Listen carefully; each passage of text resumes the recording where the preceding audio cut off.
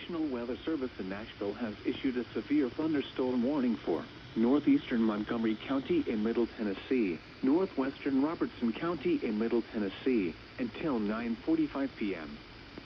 At 9:10 p.m., a severe thunderstorm was located over Clarksville, moving east at 20 miles per hour.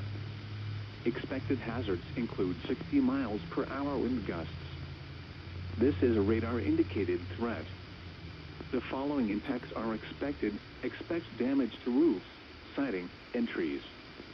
Locations impacted include Clarksville and Adams. This includes Interstate 24 between mile markers 1 and 14.